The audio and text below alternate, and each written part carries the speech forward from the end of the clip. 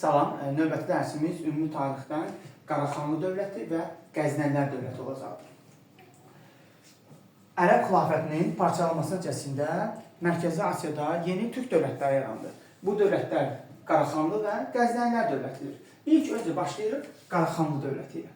Qaraxanlı dövlətinin mövcud olduğu tarix 840-cı ildən 1042-ci ilə qədər mövcud olmuşdur.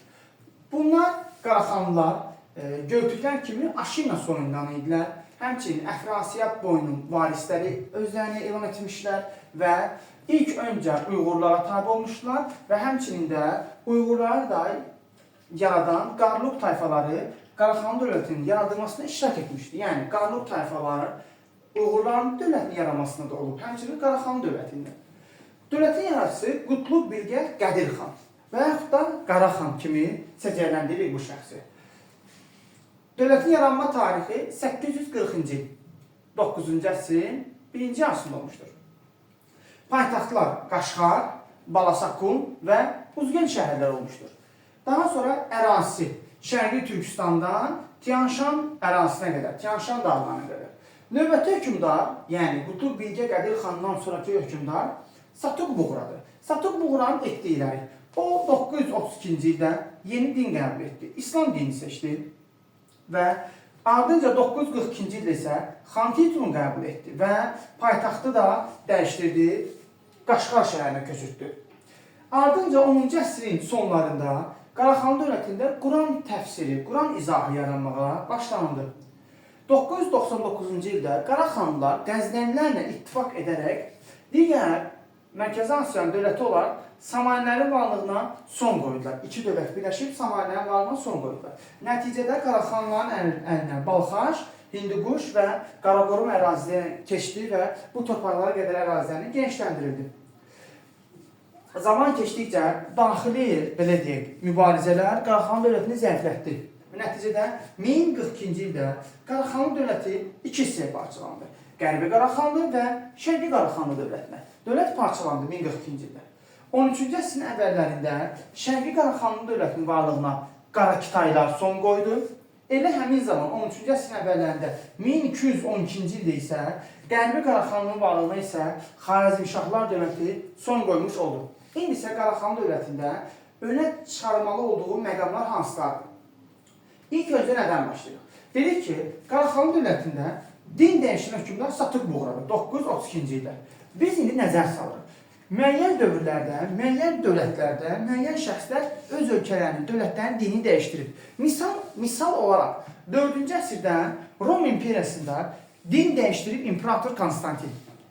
Həmçinin elə bu zaman 4-cü əsrdə Albaniya dövlətində, Azərbaycan Albaniya dövlətində din dəyişdirən şəxs olub Urnar. Həm İmperator Konstantin həm də Urnar 4-cü əsrdə xristianlıq dinini qəbul ediblər. Qaraxanlılar dövlətində din dəyişdirib olub Satuq Buğra 932-ci ildə İslamı qəbul edib. Səlcuqlular da 10-cu əsrdə dinini dəyişdirib Səlcuq, o da İslamı qəbul edib. Ardınca deyə bilərik ki, 14-cü əsrin 1-ci yarısında Qızıl Ordu dövlətində Özbək xan din dəyişdirib İslamı qəbul edib. Hülakilər dövlətində Qazan xan, o da dini dəyişdirərək İslam dinini qəbul etmişdir. Yəni bir sözlə Albaniya dövlətində hökmdar Urnayr, Qaraxanlılar dövlətində Satuq Buğra, Romada Konstantin, Səlcuqlularda Səlcuq, daha sonra dedik ki, Qızıl Orduda Özbək, Hülakilərdə Qazan xan. Bu 5 hökmdarın oxşarlığı nədir? Dinlərinin dəyişdirilməsi. Digər lazım olan bizə burada məlumat ondan ibarətdir ki, 1042-ci ildə. 1042-dən Qaraxanlı dövləti parçalandığı ildə digər hansı hadisə olub? Nəzər salıq Azərbaycana. 1042-ci ildə Təbrizdə Rəvadilər dövlətində Təbriz şəhərində böyük bir nə olmuşdur? Zəlzələ. Daha sonra növbəti dərsində olacaq Qəznənlər dövləti. Dedik ki, Qəznənlər dövləti də Qaraxanlılar kimi Ərəb xilafətinin parçalanması ilə Mərkəzi Asiyada yanıb və hər iki dövlətin ən əsası türk mənşəlidir. Qəznənlər dövləti mövcudluğu 962-ci ildən 1187-ci ilə qədər olmuşdur. Belə ki, Ərəb xilafətində və ondan sonraki dövrdə müsəlman dövlətlərində xidmət edən qulamlar var idi. Bunlar əsasən əskərlər idi Bunlar orada xidmət edirdi. Və o qulamlardan da biri Alpbəkin idi. Alpbəkin 962-ci ildə dövlət yaratdı. Bu dövlətin adı Qəznənləridir. Paytaxtı Qəznə şəhəridir. Qəznə günümüzün Əfqanistanın cənub hissəsində yerləşən şəhəridir. Daha sonra gəlir nəyə? Bu dövlətin ən güclü hökmdarı Mahmud Qəznəvidir. Hakimiyyəti 998-1030. Mahmud Qəznəvinin etdikləri. Mahmud Qəznəvi müttəfiqi Qaraxanlarla birləşib 999-da Samanilərin varlığına son qoyurlar.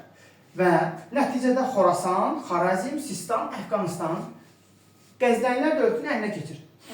11-ci əsrin 1-ci asrında Sultan Mahmud Qəznəvi Hindistanın şimal-qərbini yürüş edir və əraziləri fəth edir. Mahmud Qəznəvi ilk sultan titulunu qəbul edən şəxs müsəlman aləmində. Qazi ləqəbini daşıyır, həmçinin hərbi sahədə islahat keçirir.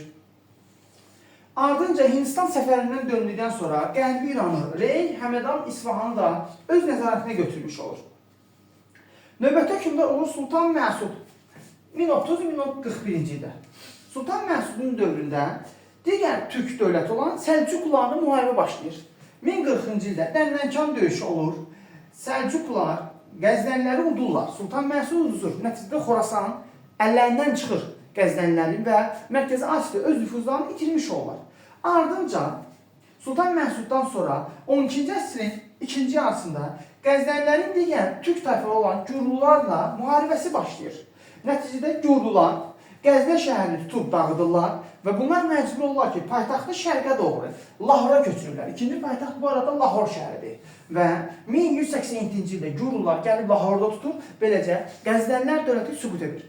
İndi isə gəlirik Qəznənlər dövlətində aid olan önə çıxarma olduğu məqamlar. Dedik ki, Qəznənlər dövləti nə vaxt yanır? 962-ci ildə. Nəzər salırıq, həmin ildə ümumi tarix nə olub? Aha, diqqətimizi çəkir.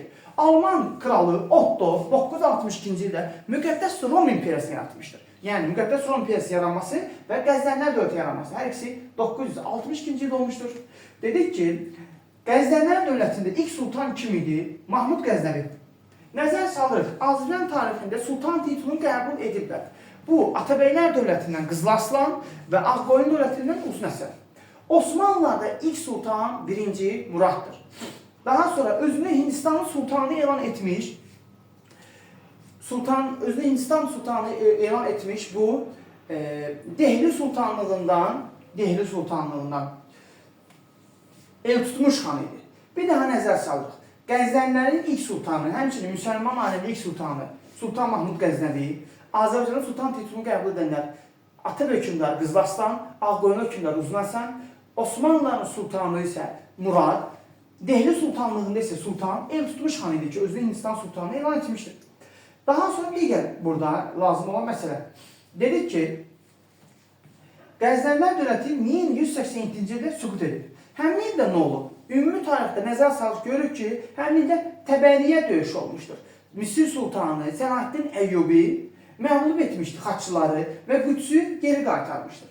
İndi isə Qaraxanlı və Qəznənlər dövlətinin oxşarlığına nəzər salırıq. Hər ikisi türkdür. Hər ikisi Mərkəzi Asiyada yaranıb. Hər ikisi xilafətin parçalanmasından sonra yaranıb. Hər ikisinin ortaq düşməni olub Samanilərlə mübarizə aparırlar. Hər ikisi dedik ki, Mərkəzi Asiyada yaranıb. Hər ikisi xilafətin parçalanması yaranıb. Hər ikisində dövlət dini İslam dini olmuşdur. Digər məsələ, dedik ki, Samanilər mübarizə Qaraxanlarda aparıb Qəznənlərlə. Azərbaycan tarixində isə Samanilər mübarizəni aparan dövlət olmuşdur. Bu, nəzərimizə diqqətimizi çəkir, bu olur Sacilər dövləti. Sacı hökmdarı Yusufun dövründə Samanilər mübarizə aparılmışdır. Digər məsələ, dedik ki, Qərbi Qaraxanlı dövlətinin varlığına Xarəzmşahlar son qoymuşdur. Xarəzmşahlar həm də Azərbaycan tarixində Atabəylər dövlətinin də varlığına son qoymuşdur və bununla da ən qısa, bəsit formada abituriyentlərimiz üçün lazım olan Qaraxanlı və Qəznəvi dövlətinin izahını vermiş oldum.